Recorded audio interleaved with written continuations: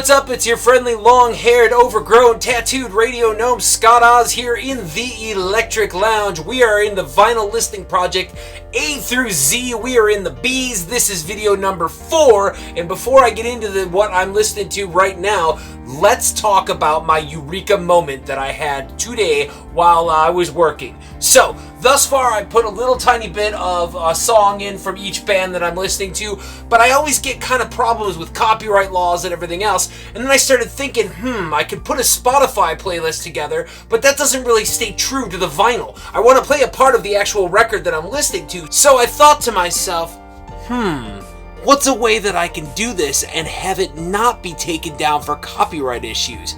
That would be the format of Mixcloud. This is a thing that I used to use all the time when I had the Electric Lounge as a radio show from 2012 to 2016. After the show had aired on Core of Destruction or Razor Radio, I would put it up on my blog, which you can also go to and visit all of my past shows there, which is theelectriclounge.blogspot.com. But I also used Mixcloud as a way so I could put it up on Facebook so people could get at least one of the shows and immediately stream it. So I decided, with each time I go through these, I'm going to coincide it with another radio show so that you can hear what I'm saying about the band, then you can go listen to a full song of the band straight from the vinyl that we're actually talking about. What do you think? Pretty good idea, huh? So that's what I'm going to do from now on. Make it multimedia so we've got the listening and the watching, and it'll be kind of like a, synchronicity type thing, and we'll see how it works. Let's start with where I'm at right now, which is the B's, like I said. Started with Jello Biafra, a spoken piece from him, which is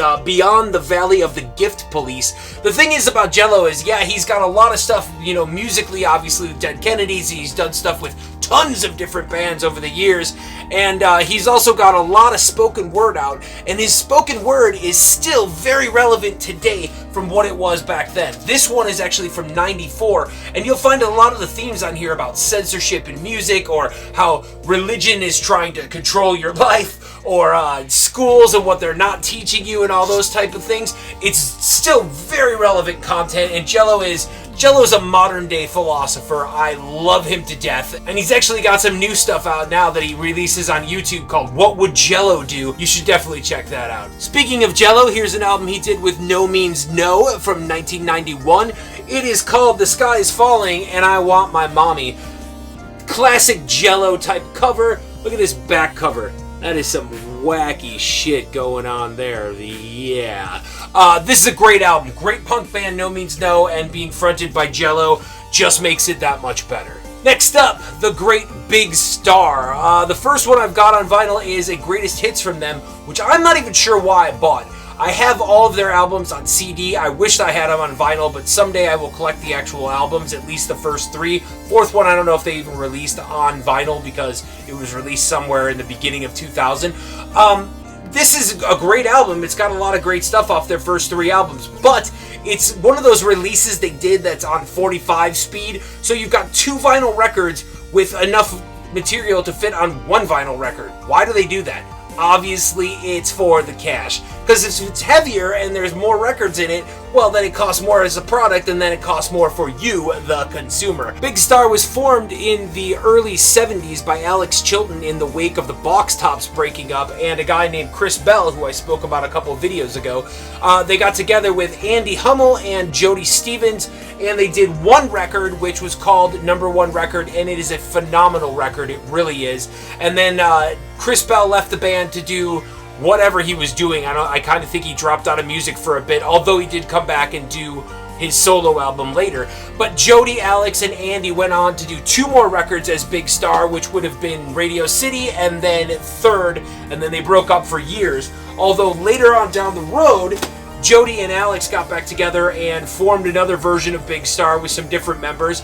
This is a live show from 1993 at Missouri University. Got all their classic stuff on here from all 3 albums. Very good show. It was really sad that they had actually broken up, but they did actually get back together, Jody and Alex that is, in the 2000s, 2005 to be exact, and release one more album called In Space. and that would be the end of the Big Star legacy, as Alex Chilton passed away a few years after that. Big Star themselves are a huge influence on so many people. One of those cult classic type bands. In fact, if you've ever seen the show That 70s Show, the song in the beginning, In the Street, which is Cheap Trick, that's actually a Big Star song.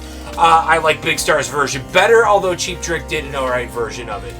Here's the original band right there.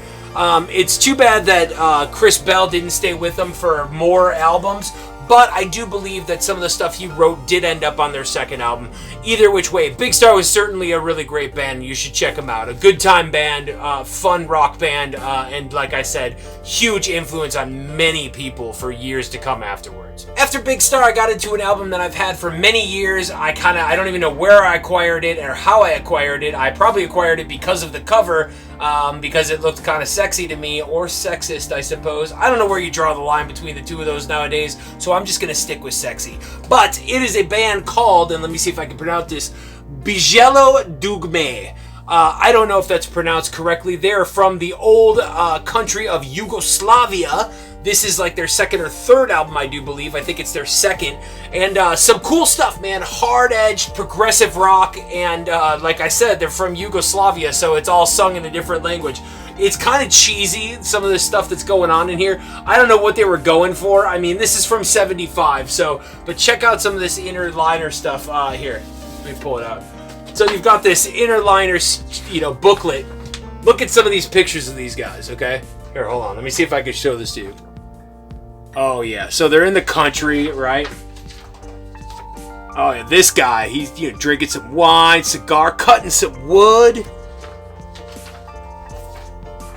This guy hanging out with the sheep and whatnot, I mean, they're just down-home Yugoslavic boys. Look at this guy, looking all serious over here. And then here he's just playing with some fire, you know what I mean? Not a big deal. And finally... the last cat, oh yeah, I don't know what he's doing. He's a magician of sorts, but good stuff. They're definitely worth checking out. I would like to check out some more of their albums. I actually quite enjoyed this for the first time of listening to it after having it for so very long and just kind of looking at it going, why did I get this? And I actually thought it was going to be like a funk band, but I was wrong. So yeah, there you have it. From Yugoslavia back to the good old US of A for Billion Dollar Babies and the one and only album by them, Battle Axe. Looks pretty cheesy, but the name, sounds kind of familiar, doesn't it? Well, that's because this guy, and this guy are part of the original Alice Cooper band, that being Dennis Dunaway, Michael Bruce, and Neil Smith, joined by Bob Dolan and Mike McCroney. The album itself, I expected it would be a little better, given that 3 of the 4 original Alice Cooper band members, not including Alice, of course, were part of it. But, yeah, it's good, but some of it's pretty good. Some of it's kind of cheesy and dated. But overall, I mean, it's a nice thing to have. If you're an Alice Cooper fan, it's always nice to have anything done by the original Alice Cooper band. Long live the original Alice Cooper band. Birth Control, German prog band. Progressive, psychedelic-ish, but more progressive. Great band, had a couple albums, at least 4 or 5 albums. Don't know where they went after that. I'd probably need to do a little research. But if you're into prog and weird German krautrock type stuff, Birth Control is the band for you. Moving on, I had The Birthday Party, which is Nick Cave's roots. These guys were an Australian band, and way before Nick Cave and the Bad Seeds, there was this band, and it's more aggressive Nick Cave. Nick Cave is known for, being a little more melodic and a little darker. Obviously, his themes are usually about, murder or, I don't know, sexual type things. There's no difference going on here, but this is even darker and more post-punk, more gothic, more, I don't know, just darker, more aggressive, I guess, but fun band, great album, very interesting stuff for sure coming out of the Nick Cave catalog. And then we came right back to America for some good old Southern fried rock and roll, Elvin Bishop. Great guitarist, good vocalist, good songwriter, great guitarist, in case I didn't say that. A lot of good guitar stuff. This is kind of Southern rock type stuff for the most part. I always thought he was more blues rock, but I was wrong. He's definitely far more southern rock, blues based, of course. But some good stuff on these, a really nice version of My Girl on one of them, and also his hit song, which is on this one, which is that I fooled around and fell in love. You remember that one, 70s classic gold, AM gold at that. This one has a song called Fishin' on it, which, well, if you're into fishing, that's a song you're probably going to want to put on your playlist. Seems we're taking a little tour around the world tonight. Yugoslavia, United States, Germany, and Australia. Why not go to France? Bordeaux, France at that. For Bitter Choop Choop We Lose. Not my favorite name for sure, but a very good, heavier-sided stoner metal band. Some good stuff going on here. I was actually recommended this while I was in Bordeaux at one of the record stores there. Cool store, shouldn't have probably gone back for seconds. Definitely pissed off the ex-wife on that one, but when you're a junkie, that's what you do. After that, it was back to the United States and into the Palm Desert for some desert-style stoner heavy metal with Brant Bjork and Jalamanta. His very first post-Caius. He plays, produces, and does everything on this album. Very good album. Him sowing his roots and what he became from there. Really nice guy. Had a chance to meet him when I saw Caius Lives in LA in like 2012-ish. And really great drummer and a great musician in general. And this is certainly no exception to that rule. Like I said, his very first. Check it out if you're into the desert rock scene. And I would highly suggest ingesting some THC prior to your listen. Speaking of Caius, this last band had a couple of their albums produced by one of their many bass players, being Scott Reeder. And this first one, Storm Generation, as well as Edge of an Era, are both two of those albums that were produced by Scott Reeder.